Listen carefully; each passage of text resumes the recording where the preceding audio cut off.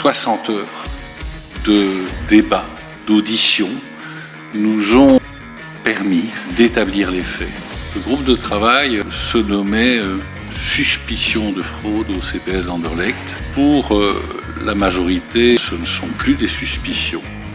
Dans nos considérants, nous établissons compte tenu des éléments révélés, recoupés, confirmés, le dysfonctionnement clientéliste, la gestion clientéliste, la fraude comme étant un fait. Nous avons évidemment souligné la volonté d'un certain nombre de sanctions nouvelles, en ce compris sur le plan financier, quand des fraudes sont constatées. En termes de contrôle, il y a évidemment la volonté, quand des fraudes sont établies, avérées, constatées, de demander au gouvernement de prévoir dans les nouveaux dispositifs réglementaires et légaux la possibilité de mettre certains CPS sous tutelle. La fraude constatée au niveau du CPS d'Anderlecht est d'une telle ampleur qu'il ne s'agit pas seulement de prendre des dispositions à caractère politique dans le chef du gouvernement.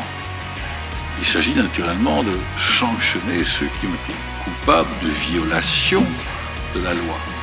Et donc, quand nous parlons de fraude, nous avons pu établir naturellement, avec le concours d'un certain nombre d'acteurs qui ont pu nous confirmer que ces fraudes existaient bien, au-delà des cas individuels et des cas de clientélisme, on a pu établir naturellement qu'il y avait des fraudes aux subventions fédérales, dans le cadre de la mise en place d'une piste ouverte dès l'ouverture du dossier qui permettait d'activer la pompe à fric fédérale sans rencontrer les impératifs liés à la législation de mise en place. Et puis un certain nombre de questions complémentaires se posent également par rapport à l'antidatage d'un certain nombre de dossiers, des antidatages qui ne sont ni plus ni moins, en l'occurrence, que des faux. Ça fait partie des éléments qui nous ont mobilisés à demander au gouvernement de se constituer partie civile.